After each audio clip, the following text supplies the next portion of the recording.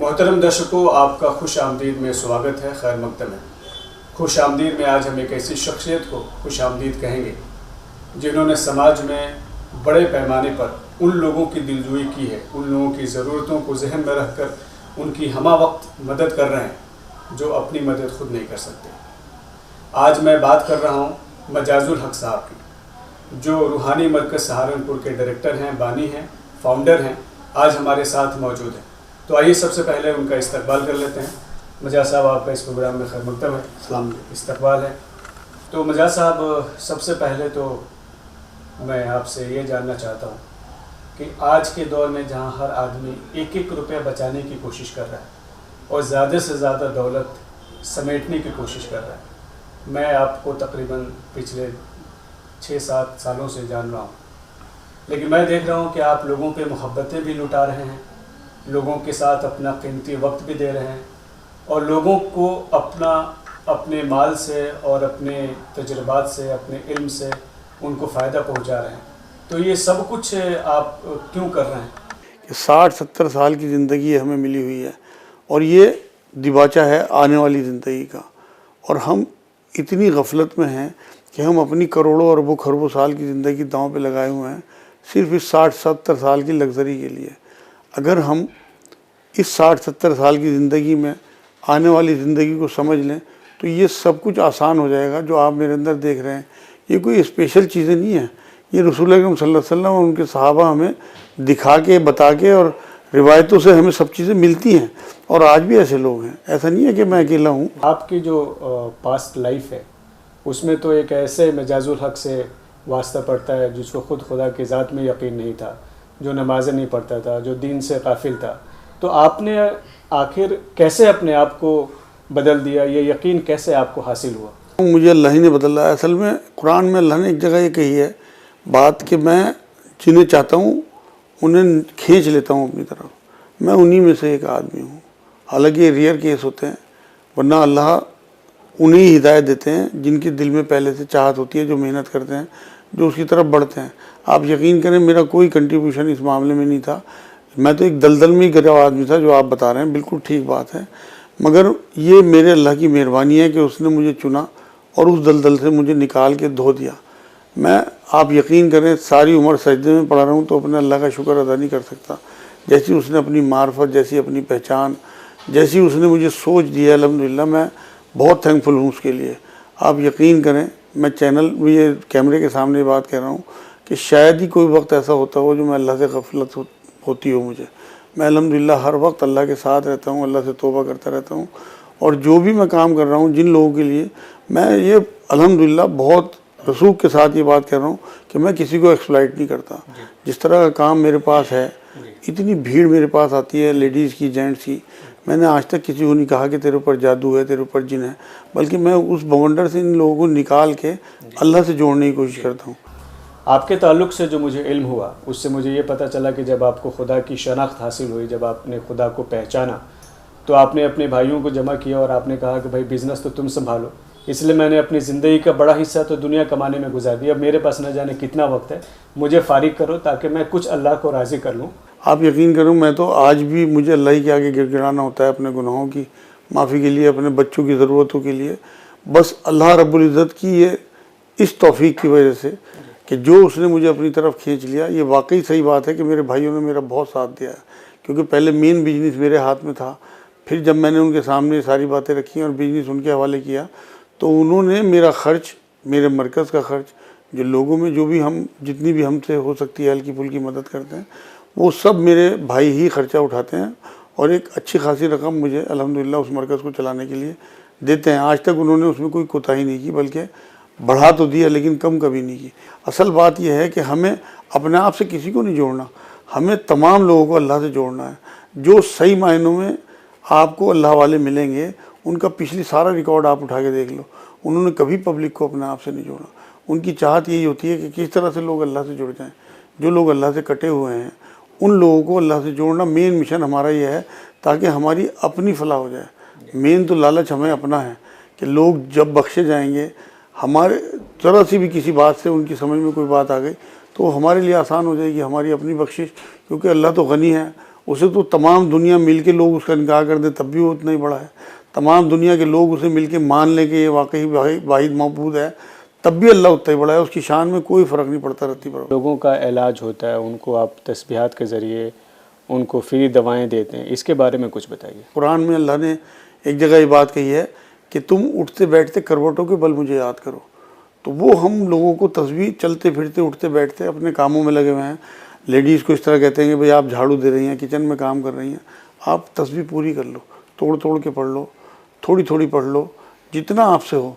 और अल्हम्दुलिल्लाह जो वहाँ दवाइयाँ दी जाती हैं उनमें ज़्यादातर तिब्ब नबवी से ली हुई चीज़ें हैं, मतलब जो रसूल पाक सल्लल्लाहु अलैहि वसल्लम लोगों को देते थे उस तरह की चीज़ें मैं उनसे इलाज करता हूँ। क्योंकि मैं कोई इस तरह का बहुत बड़ा आलिम तो हूँ नहीं, ना कोई डॉक्टर हूँ बहुत बड़ा, कोई किसी किस्म का। मैंने हालांकि DOM किया हुआ है, मगर मैं क्योंकि प्रैक्टिस नहीं करता तो मैं उसे शो नहीं करता। लेकिन मैं जो चीज़ें देता हूँ उसमें कोशिश यही रहती है कि लोगों को अब हम अपने पास से लोगों को प्रोवाइड कराएं दवाई, क्योंकि बाज़ार में लूट है। 1 रुपए की चीज़ 10-10, 20-20 रुपए में मिलती है लोगों को। तो हम क्योंकि इकट्ठी बनवाते हैं, ये भी तय है बात कि जब हम अल्लाह के लिए कर रहे हैं तो हम प्योर चीज़ वहाँ पे देते हैं अल्हम्दुलिल्लाह। आज तक वहाँ ज़कात का एक पैसा नहीं लगाया मैंने। जो मेरे भाइयों की ज़कात है वो अलग, वो अपना आप डोनेट करते होंगे लोगों को वहाँ उस मरकज़ में, क्योंकि वहाँ अमीर गरीब सब आते हैं। तो उन सब लोगों को अल्हम्दुलिल्लाह बिल्कुल प्योर पाक पैसे की दवाई है। मुसलमानों को कहा गया है कि अगर कोई गुनहगार भी है तो उससे नफ़रत ना करो, उसके गुनाह से तो नफ़रत करो, लेकिन उस गुनहगार से नफ़रत ना करो। तो आज हमारी जो सोसाइटी है इसमें कैसे हम आगे बढ़ें, कैसे करें, इसको आप किस नज़र से देखते हैं? इसमें कौन आगे बढ़कर उस माहौल को कायम करेगा? असल में आप ये देखें कि जिस मुल्क में भी इस्लाम दाखिल हुआ है वहाँ वो बढ़ता चला गया। और यहाँ मैं देखता हूँ कि जिस तरह की दावत रसूलुल्लाह सल्लल्लाहु अलैहि वसल्लम या उनके सहाबा देते थे उस तरह की दावत नहीं दी जाती। जो हमारे मुल्क के हमारे भाई हैं, गैर मुस्लिम भाई, उन्हें तो मालूमात ही कुछ नहीं है। और ये यकीन करें आप कि हमारी ज़िम्मेदारी है उन तक बात पहुँचाना। आखिरी खुतबे में जो हुज़ूर अकरम सल्लल्लाहु अलैहि वसल्लम ने आखिरी जुमले इख्तियार किए तो उसमें ये भी कहा था कि मैंने तुम तक बात पहुँचा दी, अब तुमने आगे पहुँचानी है उन लोगों तक जो यहाँ मौजूद नहीं है। उसका मफहूम है। तो ये हमारी ज़िम्मेदारी बन गई। जब हम खैर ख्वाही, मोहब्बत और प्यार और उनसियत के साथ उन लोगों को दावत देंगे तो आप यकीन करें कोई वजह नहीं है कि उनके अंदर, उनके दिलों में हमारे लिए मोहब्बत पैदा ना हो। मेरा अपना जज्बा जो है उसकी वजह यही है इन नफ़रतों की कि हमारी अपनी कमी है। सारी की सारी बात हम दूसरों पे नहीं डाल सकते। अगर हम अपनी ज़िम्मेदारी निभाएंगे, उस फरीज़े को अंजाम देंगे जो रसूलुल्लाह हमें दे के गए हैं, तो किसी कीमत पे ऐसा नहीं हो सकता कि नफ़रतें बढ़ जाएं। लाजमी दिन ब दिन कम होती चली जाएंगी। पहुँचाने का मकसद ये नहीं था कि उस पर अमल करके एक नमूना बन जाओ। आज हमें दीन जो है वो सुनाया जा रहा है, दिखाया नहीं जा रहा। आज हमें गलियों में अबू बकर, उमर और उस्मान नहीं मिलते हैं। हमें लंबी लंबी तकरीरें, बड़ी बड़ी किताबें देखने को मिलती हैं। अमल जब हम किसी के करीब जाते हैं तो वो नदारत मिलता है। तो इस वजह से लोग बेबहरा हो गए। दीन का रिचुअल रह गया, कुछ रिवायतें रह गई। आप खुद देखो ना, हम देखते हैं, मैं तो खुद देखता हूँ। अभी मैं कल परसों जुमा था 3-4 दिन पहले, तो मैं मस्जिद में जो घुसा हूँ तो मैं सिर्फ 5 मिनट पहले गया था। आप यकीन करें 15-20% लोग थे और 5 मिनट के अंदर अंदर मस्जिद भरी है। और नमाज ख़त्म होने के 5 मिनट के अंदर अंदर ख़त्म हो गई। हुजूर तो ये फरमा गए हैं कि मोमिन की हालत मस्जिद में ऐसी है कि जैसे पानी में मछली। हमारा दिल ही नहीं लगता, हम तमाम दुनिया में उलझे हुए हैं। और फिर जो वक्त थोड़ा बहुत मिलता है उसमें हम रिचुअल लोगों को दिखाने के लिए या अपनी आदतन कि हम जिस घर में पैदा हो गए वहाँ की नमाज। असल जो झुकाना था अपना वजूद, अपनी खुदी, वो जो सजदे में ऐसा सजदा कि आप अगर सजदा ज़मीन पे कर रहे हैं तो निशान ज़मीन पे आए, आपके माथे पे ना आए, वो सजदे दरकार हैं, वो है नहीं असल में। उसी तरह की फिर मामलात हो गए। अब जिस तरह के हमारे उलमाए दीन हैं या जिस तरह के हम खुद हैं, ऐसी तरबियत हम बच्चों को दे रहे हैं। जब हम सारा दिन अपने मोबाइल में उल्टी सीधी चीज़ें देखेंगे और बच्चे हमें देखते हुए देखेंगे, बच्चे ऑब्ज़र्व करते हैं। सुनने से कुछ नहीं होता, सुनने से बहुत कुछ होता है तब जब वो होता हुआ देखें। कुरान ये कहता है वो कहते क्यों हो जो करते नहीं। और अल्लाह ने गुस्से के अंदाज में कही है बात। आज हमें सब कुछ कहा जा रहा है, करके नहीं बताया जा रहा। तो हमें जब तक करके नहीं दिखाया जाएगा तब तक हमारे बच्चों में वो तब्दीली नहीं आ सकती और तब तक ये कौम जो है वो पस्ती से बाहर नहीं आ सकती। हमें मुशाहिदा चाहिए। जैसे हुज़ूर सल्लल्लाहु अलैहि वसल्लम ने आप देखें ना, हुज़ूर पूरे हफ्ते में हुज़ूर की क्या बातचीत होती थी। एक खुतबा था जुमे का, आधे घंटे पौन घंटे का, बाकी 6 दिन 23 घंटे हुज़ूर सल्लल्लाहु अलैहि वसल्लम खामोश तबलीग करते थे। ज़मीनी हकीकत जो सामने आती है उसमें यह है कि अब लोग भी उम्मीद करते हैं कि भाई हमें अच्छे मुसलमान चाहिए, एक कामिल मुसलमान बन के आएगा तो हमें फ़ायदा है, ये जो नकली मुसलमान है ये तो हमारे लिए नुकसानदेह बन रहे हैं। ना, असल में इन्हें तो अल्लाह के रसूल सल्लल्लाहु अलैहि वसल्लम ने झाग बताया कि तुम झाग की तरह होंगे, तुम्हारे अंदर दम नहीं होगा बिल्कुल कुछ भी। ये उम्मत का हाल यही है। हालांकि अभी सारे लोग ख़राब नहीं हुए, कुछ लोग तो हैं, क्योंकि हुज़ूर अकरम सल्लल्लाहु अलैहि वसल्लम की हदीस ये मिलती है, जब तक एक भी अल्लाह अल्लाह कहने वाला होगा अल्लाह क़यामत बर्पा नहीं करेगा। इस दुनिया के चलते रहने का मतलब ये है कि अभी अल्लाह वाले हैं, लेकिन अब वो कहाँ हैं, किस तरह से लोगों को उनकी पहुँच हो, किस तरह से उनसे तरकीब मिले, ये बड़ा मसला है। आपके अपने तजर्बे की रोशनी में लोग क्या करें, किस तरह से अपने पे मेहनत करें, वो क्या रवैया अपनाएं, अपने अंदर क्या तब्दीली ले आएँ कि अल्लाह उनको नसीब हो जाए। अपनी तमाम अमाल में चेक करें कि इखलास है नहीं है, जहाँ जहाँ ना हो उसे छोड़ दें चाहे, लेकिन इखलास वाले पाक अमल अल्लाह तक पहुँचते हैं।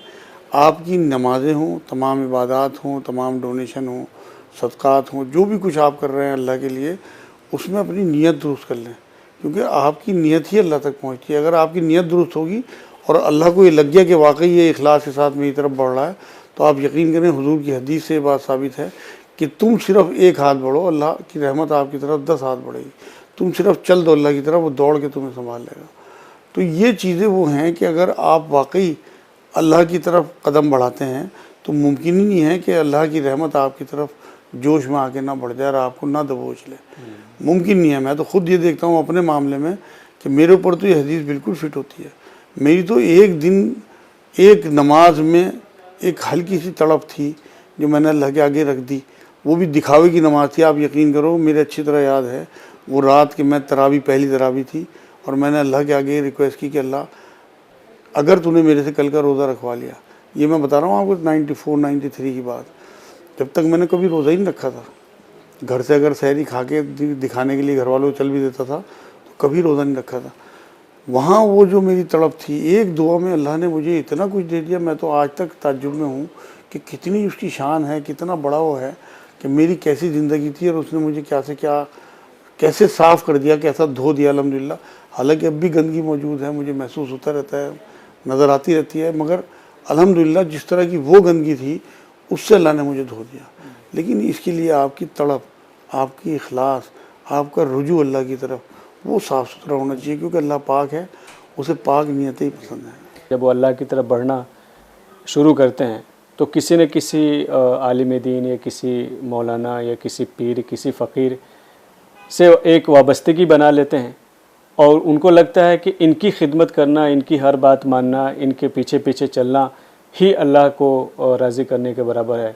और कई बार ये होता है कि वो उस पीर फ़कीर में या उस मौलवी साहब में ही उलझ के रह जाते हैं और अल्लाह तक पहुँच नहीं पाते। कुरान की एक आयत ये है कि मेरे जो बंदे हैं वो अंधे बहरों की तरह मेरी आयतों पे नहीं गिरते। रसूलुल्लाह की 63 साल की ज़िंदगी हमारे पास है। सबसे पहले ये देख ले कि उसके हुलिये की जद में ना आए, बल्कि उसके मामलात, उसके रवैये।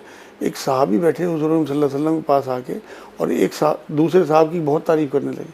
हुज़ूर पहले तो सुनते रहे, फिर उनसे पूछा कि भाई तुम इतनी तारीफ़ें उनकी कर रहे हो, तुमने उनके साथ कोई सफ़र किया कि जी ना, कि तुमने उनके साथ कोई मामला किया कि जी ना, कि फिर तुम्हें कोई हक़ नहीं है उनकी तारीफ़ करने का। तो ये क्राइटेरिया दे गए हुज़ूर सल्लल्लाहु अलैहि वसल्लम हमें कि आप उनके मामलात देखें, अगर वो वाकई लोगों के लिए सच्चे हैं, अल्लाह उसके रसूल के लिए सच्चे हैं, तो फिर आपको जुड़ने में कोई हर्ज नहीं है। आपको उनसे तालीम, क्योंकि दुनिया अल्लाह ने एक दूसरे के से मिलकर चलाई है। हमें भी किसी और से इल्म मिला, हमारा इल्म आगे पहुँचे, उनका इल्म आगे पहुँचे, ये सिलसिला है। तो ऐसे लोगों के साथ जुड़ने में कोई हर्ज नहीं है जो वाकई अल्लाह से जोड़ रहा है आपको। मुस्लिम जो है ना वो अल्लाह को मानता है और मोमिन जो है वो अल्लाह की मानता है। तो अल्लाह की मानने वाले जो लोग हैं वो अंदर से समझ के मानेंगे, क्योंकि अल्लाह रब्बुल इज़्ज़त ने कुरान में अपनी बात फरमा दी कि इल्म वाले ही अल्लाह से डरते हैं। तो इल्म हासिल करना भी ज़रूरी है। हमारा जो मुआशरा है इसमें खौफ इस कदर तारी है कि एक आलिम दीन भी हमें खौफ दिलाता है दुनिया की कि भाई हमारे हालात ख़राब हैं। एक हमारा सियासी लीडर भी हमें डराता है कि भाई हालात ख़राब हैं। जो अल्लाह से डरेंगे वो तो किसी से भी नहीं डरेंगे। तो जो खौफ अल्लाह का होना चाहिए वो लोगों का खौफ हो, पुलिस का हो या मॉब का खौफ हो, कैसे आ जाएगा? जब अगर आप इस तसव्वुर के साथ ज़िंदगी गुजार रहे हैं कि वो कायनात का खालिक और मालिक हर वक्त मेरे साथ है, कैसे आपको खौफ आ जाएगा? कोई वक्ती चीज़ मान लो कोई इस तरह से आपकी तरफ हाथ करे, डरा दे, वो तो अलग चीज़ हो गई, वो तो कैफियत इंसान की अलग है। मगर वो जो जिस खौफ की आप बात कर रहे हैं, अगर अल्लाह आपके साथ हो, आप किसी जंगल से गुजरें, 3 साल का बच्चा भी आपके साथ हो, तो आपका खौफ जाता रहता है। अगर आप तन्हा हो और साएँ साएँ की आवाज़ें आ रही हों जंगल की, तो आपकी घिघी बंदी रहेगी। तो जब 3 साल के बच्चे जिसकी प्रोटेक्शन आपको करनी है, अगर खुदा ना खास्ता कोई आफत आ जाए, कोई जानवर आ जाए, तो उसे गोद में लेके भागना पड़ेगा। आप उसकी प्रोटेक्शन नहीं कर सकते, वो अपनी खुद हिफाजत नहीं कर सकता, बल्कि आपको करनी होगी। तो 3 साल के बच्चे से ये कैफियत आ जाती है। और अगर इस कायनात का मालिक और खालिक हर वक्त आपके साथ हो और आपको महसूस हो, और वो हय्युल क़य्यूम है, और वो महसूस होता है, और वो अपने आप को कहता है कि मैं तुम्हारी शारक से भी ज़्यादा करीब हूँ, तो अगर वो आपके साथ है, आपका कोई बिगाड़ लेगा कुछ? हुजूर ने फरमाया, तमाम दुनिया मिलके आपको इतना ही नुकसान पहुँचा सकती है जितना अल्लाह ने लिख दिया, तमाम दुनिया मिलके आपको उतना ही फ़ायदा पहुँचा सकती है जितना अल्लाह ने लिख दिया। यकीन तो हो, ईमान तो हो अंदर। देखो कुरान में अल्लाह रब्बुल इज़्ज़त ने जगह जगह चीज़ों के लिए ईमान की बात कही है, लेकिन क़यामत के लिए, आखिरत के लिए ईमान के साथ साथ यकीन की बात कही है। आपको पुख्ता यकीन होना चाहिए। अगर आपको पता लग जाए कि इस जीने में यहाँ आग लगी हुई है, तो आप किसी भी कीमत पे इधर से नहीं गुजरोगे। चाहे आप यहाँ से छलांग लगा दोगे, भाई टांग टूटेगी, जान तो बचेगी।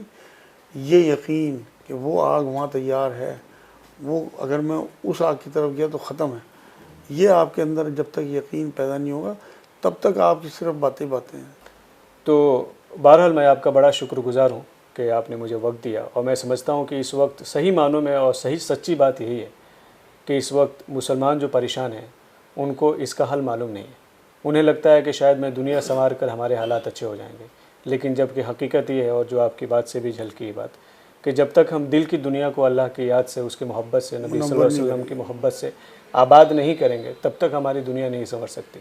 और आज दुनिया जो हमसे खौफ खा रही है या हमें ये समझ रही है कि हम उनके लिए मुफीद नहीं है, वो इस वजह से है कि अल्लाह ने हमसे नज़रें फेर ली है। नहीं तो क्या वजह है कि अल्लाह लोगों के दिलों में हमारे लिए मोहब्बत न डाल दी, और जिसे लोग आज हमें बोझ समझ रहे हैं या वो समझते हैं कि हम उनके मुआशरे के लिए मुफीद नहीं हैं, वो हमें खुद आकर अपने कंधे पे ना बैठाएं, हमसे मोहब्बत ना करें। हो ही नहीं सकता है, हो ही नहीं सकता। तो इसका मतलब ये है कि हमें एज ए कम्युनिटी ये जायज़ा लेने की ज़रूरत है कि हमारा जो अपने रब के साथ जो रिश्ता है, वो उसे मजबूत करना है, वो कहीं ना कहीं बहुत कमज़ोर हो गया है।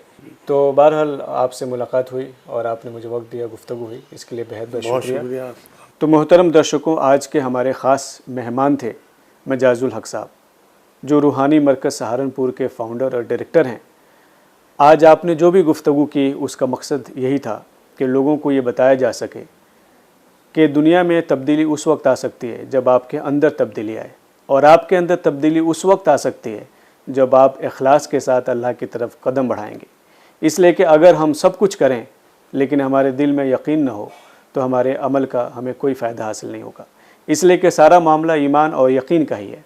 और आज हमारे समाज में जो भी बुराइयां हैं, वो इस वजह से है कि हम बातें तो सब कुछ करते हैं लेकिन अमल से अपने आप को दूर रखते हैं।